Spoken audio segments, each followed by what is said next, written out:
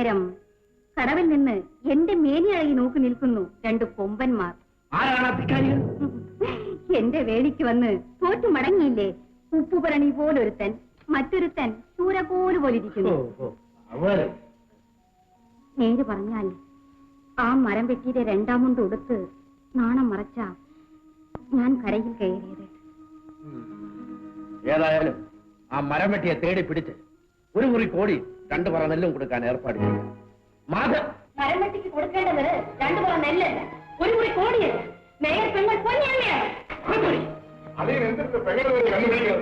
ഒരു കന്നിപ്പെണ്ണ് അന്യപുരുഷത്തെ കുറവ് വാങ്ങിയാൽ അതിന്റെ അർത്ഥം ശരി, ഒരു മരം വെട്ടിയുടെ കയ്യിൽ നിന്ന് കുറവ് വാങ്ങുന്നതിലും നല്ലത് നിനക്ക് അവിടെ മരിച്ചൂടായിരുന്നോ? മാധവി, നിർത്തി. ജീവൻ പോകുന്ന മനുഷ്യൻ വൈക്കോൽ തുമ്പ് കിട്ടിയാലും കയറി പിടിക്കും. അതിന് കേട്ടുകേൾവിയില്ലാത്ത ന്യായം കൊണ്ടുവന്നിരിക്കുന്നു. കിടവൻ എന്താ മോളെ ചൊല്ലി? എന്തുണ്ടായി? ഞാൻ പറയാം, കേൾപ്പിൻ. വേണ്ട, ഞാൻ പറയാം. അച്ഛാ, ഞാൻ കുളിക്കാനായി പുഴയിൽ പോയി അപകടത്തിൽപ്പെട്ടു. ഒരു മരം വെട്ടി എന്നെ രക്ഷിച്ചു. നാണം മറയ്ക്കാൻ വേണ്ടി 2 മുണ്ട് തന്നു. അതുകൊണ്ട് ആ മരം വെട്ടിയെ ഞാൻ ഭർത്താവായി സ്വീകരിക്കണമെന്ന്. എന്ത്? അങ്ങനെ പറഞ്ഞവന്റെ തല കഴിഞ്ഞു കളയും. നീ നിന്റെ ആളെ എന്ത് പറഞ്ഞുണ്ടായി പുറപ്പാട്? ഒരു കാര്യം ഞാൻ പറഞ്ഞേക്കാം, എപ്പോഴും നിന്റെ ഈ വീട്ടിൽ കഴിയുള്ള നിൽപ്പ് അത്ര നല്ലതല്ല. എങ്കിൽ പാച്ചനൊന്ന് നോക്കട്ടെ, ഇവിടെ നാടും നാടുവാഴി ഉണ്ടോ എന്ന്, നാട്ടാചാരം നടപ്പാക്കാമോ എന്ന്. മാമംഗലം തറവാട്ടിലേക്ക് പുറപ്പെടാൻ 21 നായന്മാരെ ഒരുക്കി നിർത്താൻ പറയും. നിങ്ങളും ബലി.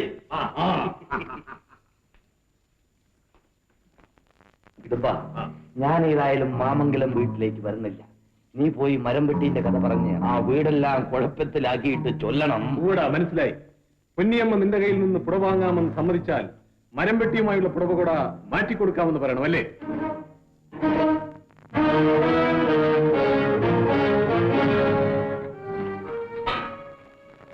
ഞാൻ നാടുവാഴിയെ കാണാനെ കൊണ്ട് അങ്ങോട്ട് വരികയായിരുന്നു. എനിക്കൊന്നറിയണം, കന്യകയായ ഒരു പെണ്ണ് അന്യപുരുഷന്റെ കയ്യിൽ നിന്ന് പുടവ വാങ്ങിയാൽ അതിന്റെ അർത്ഥം എന്താണെന്ന് ചൊല്ലി.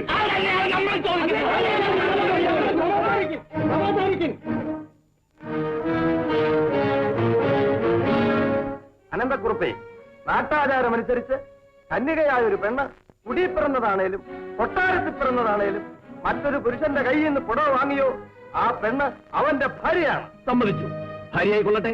അപ്പോൾ നാടുവാഴി, പ്രശ്നങ്ങൾ ഇതോടെ അവസാനിച്ചു. പൊന്നിയമ്മ ഇങ്ങോട്ട് വിളിക്കുകയും എല്ലാവരെയും മുൻപിൽ വെച്ച് താലികെട്ടുകൂടി നടക്കട്ടെ. എന്ത് പറഞ്ഞു? എല്ലാറ്റിന്റെ തല ഞാൻ അരിഞ്ഞിടും. അതെങ്ങനെയാണ് നിന്റെ കൊന്നുകളയും. അച്ഛൻ സമാധാനിക്കും. ഓമക്കുറുപ്പേ, നാട് വാഴുന്നവരാണ് നാം. നീതിക്കും ന്യായത്തിനും വേണ്ടി ഒരു പൈസ നടത്താനും നാം മടിക്കില്ല. സമ്മതിച്ചു നാടുവാഴി, നടത്തിക്കളയാം.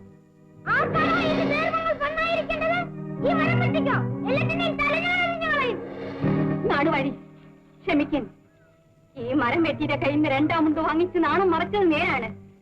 അതിന് കല്യാണപ്പുടവെന്ന് പേരിട്ട് എന്നെയും എന്റെ കുടുംബത്തെ നശിപ്പിക്കാൻ നോക്കുന്നത് നീതിയാണോ? പറയുന്നു. അതിന് നമുക്ക് വിരോധമില്ല.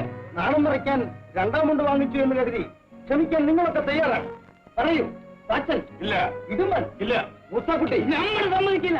നീതിയും ന്യായവും നടത്തിയില്ലെങ്കിൽ നാടുവാഴിയും കാണില്ല, നാടും കാണില്ല. എല്ലാത്തിനെയും നമ്മൾ കൊഞ്ഞു കുഴിച്ചുകൂടും. പടയ്ക്കുള്ള പുറപ്പാടാണ്. മര്യാദയ്ക്ക് ചൊല്ലണം. പടിപ്പുരയ്ക്കകത്തിട്ട് പട്ടിയെ തല്ലുന്നത് പോലെ തല്ലും. ഉരുവാണെടുക്കൻ.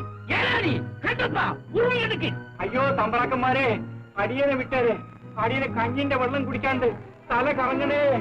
അയ്യോ. പൊന്നി എന്റെ കയ്യിൽ നിന്നും പുടവ് വാങ്ങാമെന്ന് സമ്മതിച്ചാൽ അവളെ രക്ഷിക്കുന്ന കാര്യം ഞാൻ ഏറ്റു. അനന്തക്കുറുപ്പേ, പച്ചോളി ചന്തുവിന്റെ കയ്യിൽ നിന്നും പൊന്നിയമ്മ പുടവ് വാങ്ങാമെങ്കിൽ ഇപ്പോഴും ഈ മരം വെട്ടിയെ നമുക്ക് ഒഴിവാക്കാം. ഇല്ല. എന്റെ ആങ്ങളെ പാച്ചന്റെ കയ്യിൽ നിന്നും പുറവ് വാങ്ങാമെന്ന് സമ്മതിച്ചാൽ നിനക്കിപ്പോഴും ഈ മാനിക്കടലിൽ നിന്നും കരകയറാം. ഇല്ല, ഇല്ല മോളെ, പാച്ചന്റെ കയ്യിൽ നിന്ന് പുറവ് വാങ്ങാമെന്ന് സമ്മതിക്കും മോളെ. ഈ കുടുംബത്തിന്റെ മാനം രക്ഷിക്കും മോളെ. ഇല്ല, നേരും നെറിയുമില്ലാത്ത ഇവരോടൊത്ത് ജീവിക്കുന്നതിനേക്കാൾ നല്ലത് എന്റെ ജീവനും മാനവും രക്ഷിച്ച മരം വെട്ടിയിലൂടെ ജീവിതം അവസാനിപ്പിക്കുന്നതാണ്. മരപ്പെട്ടി, സത്യം പറഞ്ഞില്ലെങ്കിൽ തലവേദന. അയ്യോ തമ്പ്ര, എന്താണ് ഈ പറയണത്? ഈ തമ്പുരാട്ടി വെള്ളത്തിൽ നിന്ന് കയറാൻ കഴിയാതെ നിന്നപ്പോ അടിയെ 2 മുണ്ട് അഴിച്ചു കൊടുത്തത് നേരാണ്.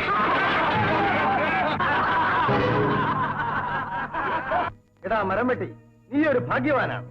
ഈ മലനാട്ടിലെ ആന്തരികളെല്ലാം കൊതിച്ചിട്ടും കിട്ടാത്ത പൊന്നിയമ്മ ഇന്നു മുതൽ നിന്റെ ഭാര്യയാണ്. അയ്യോ പൊന്നിക്ക് ഞങ്ങൾ 5 ആംഗ്ലമാരാണ്. ഞങ്ങളിൽ ഒരു തുള്ളി ചോരയുണ്ടെങ്കിൽ ഈ പറയുന്ന പൊന്നിയെ പിടിച്ചു കൊടുക്കാൻ സമ്മതിക്കില്ല. എങ്കിലും തന്നെ കണ്ടു കളയാം. നായന്മാരെ വരീൻ. എന്ത്?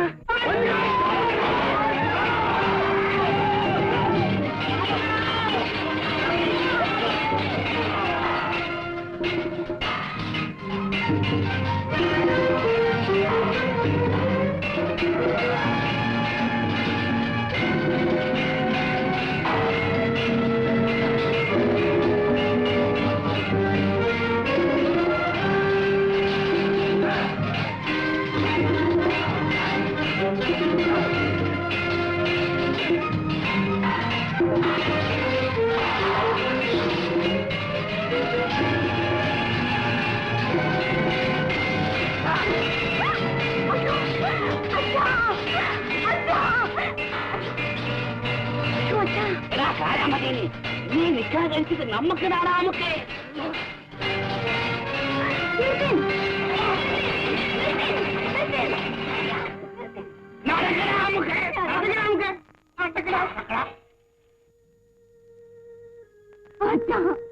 ഞാൻ കാരണം എന്റെ അച്ഛന്റെ ഒരു തുള്ളി ചോര പൊടിയാൻ ഞാൻ സമ്മതിക്കില്ല. എന്റെ പൊന്നാങ്ങളമാരുടെ ഒരു തുള്ളി ചോര പൊടിയാൻ ഞാൻ സമ്മതിക്കില്ല. നാട്ടാചാരം അനുസരിച്ച് ഞാൻ പുടവ വാങ്ങിയ പുരുഷന്റെ കൂടെ പോയേ പറ്റൂ.